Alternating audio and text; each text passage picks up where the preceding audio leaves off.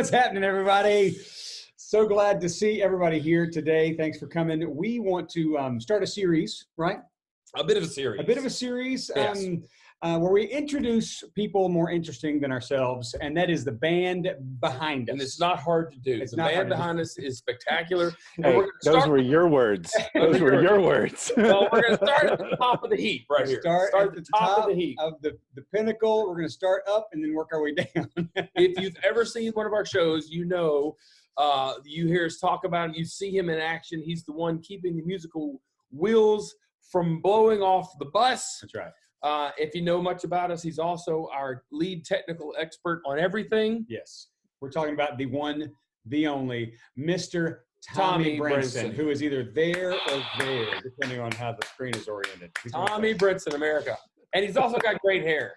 Tommy, yes. Well, I was lucky, during part of this pandemic, and that is that I just wear my hair short. There's really nothing much to it. So And you also have a wife that can cut your hair too. I went outside and I did the hard part right there on the edge. Gosh. And then I was like, all right, Laura, you got to finish it up. I already started. Okay, Tommy, So- let's tell America, we're going to tell America, give them the backstory of how you wound up with us.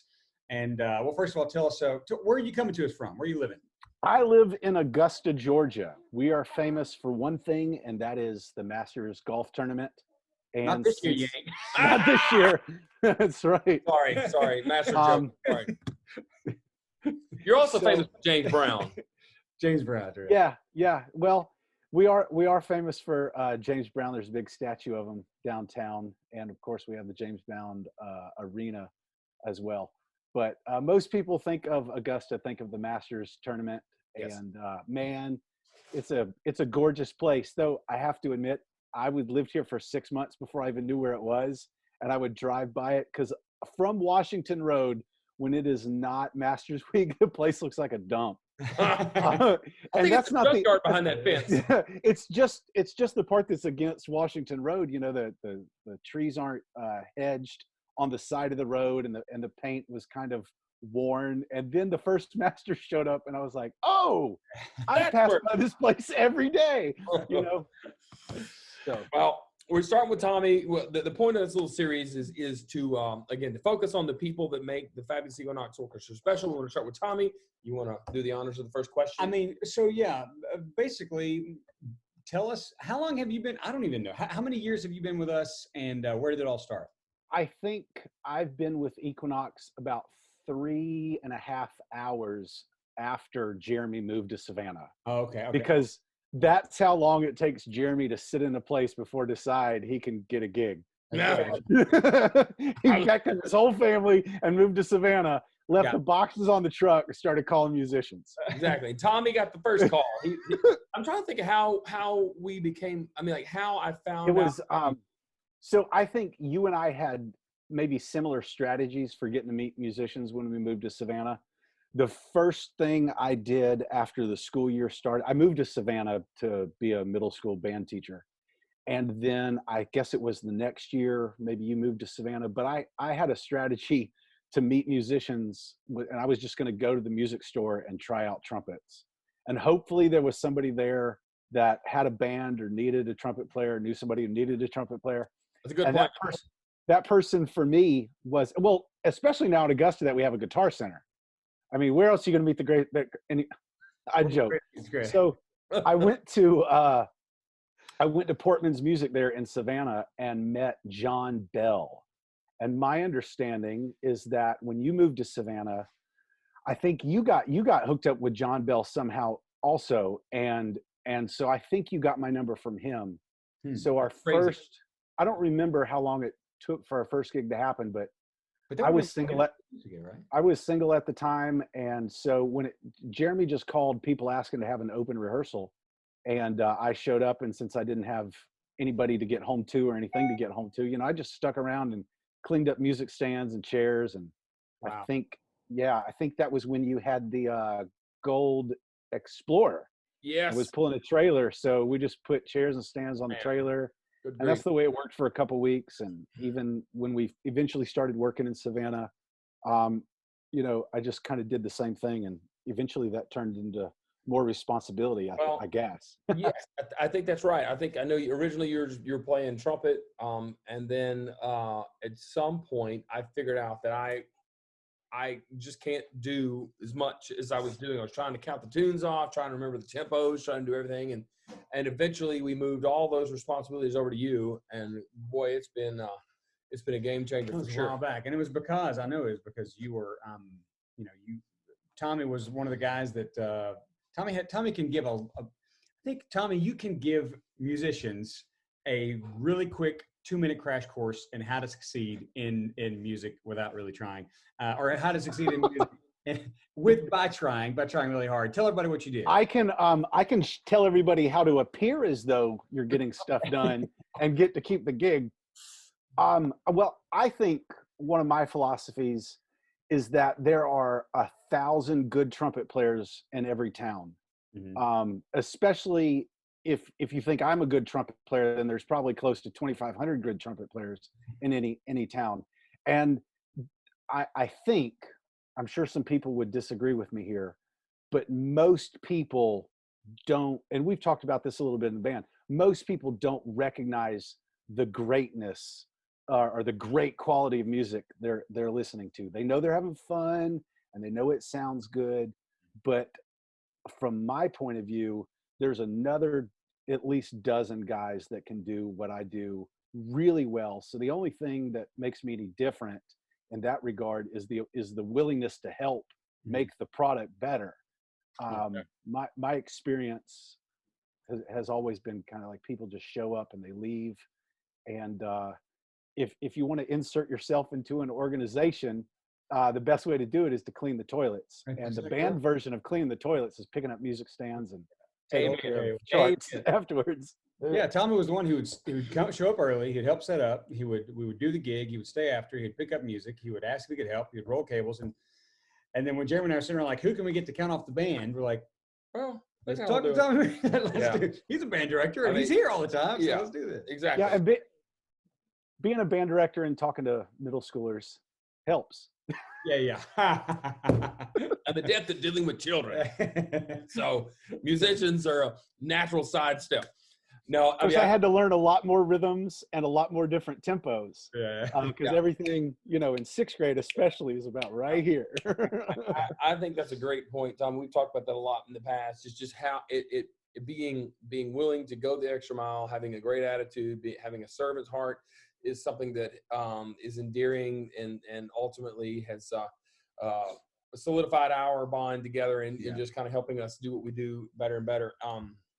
So sure. Do you know what you have a unique memory about some Equinox gig that was just off the charts crazy or fun or scary or wild or anything? Well, it's not difficult to think about the most memorable gig, because just a couple weeks ago, we told the nation that I could not remember part of the gig because I passed out. I remember this gig. I feel like that may have been a bit much. I definitely hit the deck of that. So we were playing for Burst Oral Care, and it was the gig where everything went wrong, including the power going out or the generator burning up everything we owned. Mm-hmm. The gnats were out of control. At some point when the sun went down, all of the dew and the mist settled right on this super shiny, already slick to begin with dance floor. And in the middle of all hell breaking loose, we decided we had to keep the party going. So all the horns were going to come to the stage, and we were just going to play and have a party. Here you go. And I had just bought a new pair of shoes. I don't know if anybody knows this, but the leather bottom on dress shoes has to be really scuffed up. And so I put one foot down on the dance floor, and when I picked my back foot up off the stage, my front foot just went right out from under me, and the back of my head hit the corner of the stage. And I remember thinking the whole way down, hold your horn up. That don't spill your beer, don't draw your trumpet, same thing. Quarter of a second between my head was upright and it hit the corner of the stage. I just remember looking up at my horn, making sure it stayed above my head. I still get nauseated. It's very heavy and expensive. And so I didn't want it to hit the ground or it to fall on me because Grief. yeah. So that definitely wins the prize for I'd say. my personal craziest gig. Yeah. Yeah. There's definitely been some other outlandish ones, but that one really takes the cake because every single aspect of the gig was terrible, Yeah. except for what we did to fix it. You know, Yeah. what we did to keep the party alive. Everything Lovely. else was terrible. Yeah, it was terrible. But I will say, I remember you getting up, finishing the gig, which was remarkable. Right. And it really encompassed the exact entire spirit of why we still crushed that gig, even though everything literally and figuratively burned to the ground. And meanwhile, I'm crying in the corner, trying to stay out of sight from everybody. It's funny Hey, because I've been told my whole life I had a hard head, and it really paid off right here because I don't have a brittle head. Yeah. I just have a hard head. I can attest to that. I know that in the wake of the worst gig ever, the company put us on retainer, which was remarkable. That's kind of another long story, but it really just goes to show that our philosophy works because we worked our tail off. We overcame all kind of ridiculous situations to deliver the goods for those people, and they saw it. And yeah, I remember us talking about that, and the fact that everything that went wrong was not really our deal, but it would have been crazy to not get another chance because we showed that we would push through any kind of unforeseen adversity. Yeah. And so that's one of the reasons I like being here. Sure. Cool. Well, it was a crazy story. Speaking of crazy stories, I remember, I'm going to set this story up, Tommy, and then you'll let you shut it down because this is one of the most remarkable things I remember about as far as gigs related to you. We had the biggest, most aggressive, amazing 20,000-mile tour that we'd ever come across. We're zigzagging across the country: Savannah, San Diego, New York, New Hampshire, Delaware, all the way to Cody, Wyoming, and back. Right. Before the end. Now, first of all, I got to preface. Oh, I know where we're going with this. Tommy's wife. We tell lots of stories about that tour, but this one, the way it ended, was so remarkable. Tommy's wife is 9.5 months pregnant. Right. I mean, she is so pregnant that this baby's coming any second now. And I'll save a bunch. Well, I think the setup for this story has to back up even further. Because it was November the year before we started the big tour where we had like the 2 weeks and then 2 weeks and then 3 months. Mm-hmm. That all happened in a specific school year. 4 years ago, 3 years ago. Yeah. So when we found out we got that tour, I went to my principal in November. This is the beginning of the school year, and I was like, "Hey, just wanted to let you know I'm not coming back next year." And he was like, "What? This early?" I said, I just wanted to let you know so in January you can start looking because I'm going out on tour and I'm just not going to come back for a year. I mean, I might be teaching after that. I don't know, but next year I'm not teaching. And then like January 10th is when Laura told me that she was pregnant. And I'm already thinking, I have made the largest mistake of my life. I quit a steady job with insurance. This was terrible. Well, to go chase a boyhood dream. What is wrong with me? So it started out ridiculous, and it even got crazier. It did get crazier because when we got to Louisiana on the day that Laura was due, Laura was due. And I got to back up one more time because during the summer when we told our friends, Tommy's going to go on this tour and Laura's pregnant, and everybody was like, "How are you going to let him do this?" And she was just, "That's not the way marriage really works." So it was great. But the day Laura was due, we had already decided we had to evict our first son out of the womb. Yeah. There's no way this kid's going to come on his due date. And so Laura and I talked at maybe 7:30 a.m. in Louisiana, said, "Hey, how's it?" She said she was fine. A couple hours later, she calls and says, "You better come home. I'm having this baby today."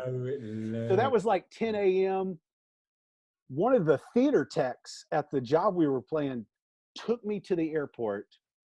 I rented a car and drove 10 hours all the way back to Augusta.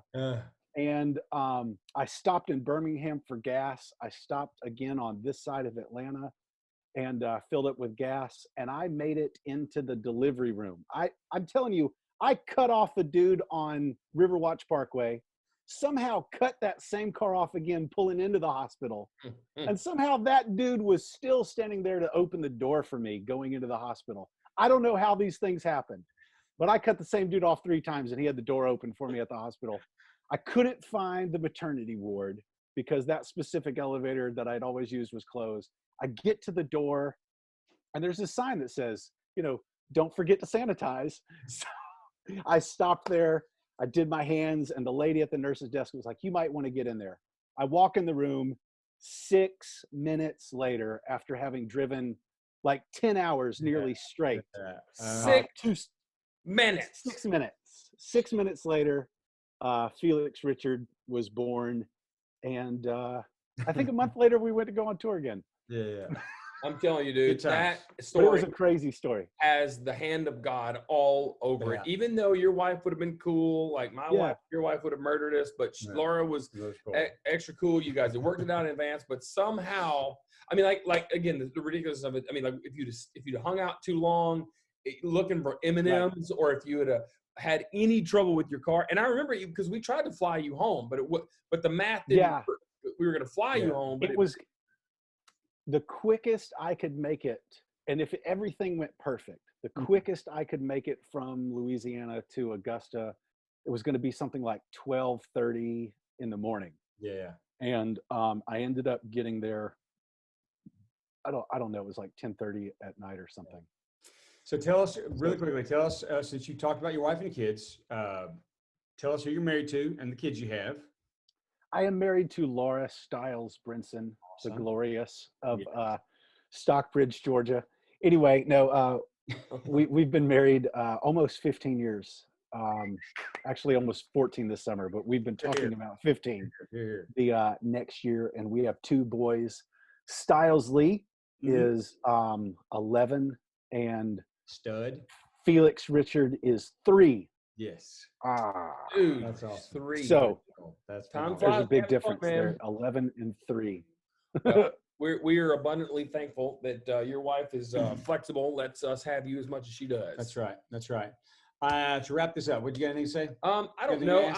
I know that this COVID business has been crazy, and I just wanted to see what you thought about these shows we've been doing every Monday night. We've done this week will be the 9th week in a row we've done. Any thoughts on those? Right. Just the whole experience, or just what it's meant to you? It's been great because the people that I hang out with outside of my own town and my own church are all Equinox people, and so we've gotten to travel the world together. We've gotten to play for so many different audiences, people that speak so many different languages, and we have all of these great memories together. It's good to get together and play some charts.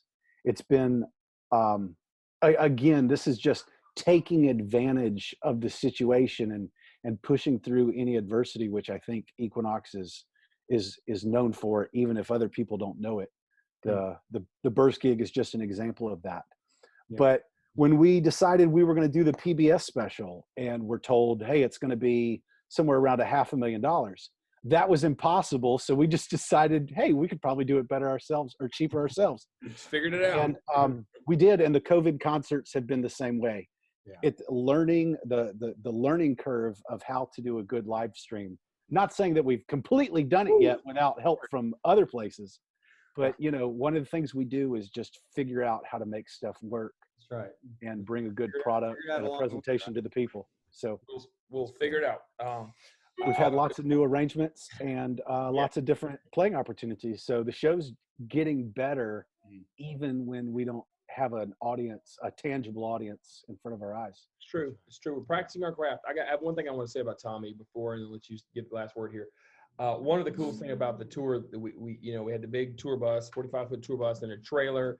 We had 2 Traeger grills in this back of the trailer, and Tommy can cook. He can grill. He's our own personal grill master on the road, and was cooking. I remember like one of the first stops we made on this big tour was Bergeron's Cajun Meats down in South Louisiana. Picked up a bunch of stuff, and Tommy Bossier City or perhaps something. I remember Tommy. I remember one of the greatest meals that I've had in my life was in a Days Inn parking lot in like Albuquerque, New or Mexico. Roswell.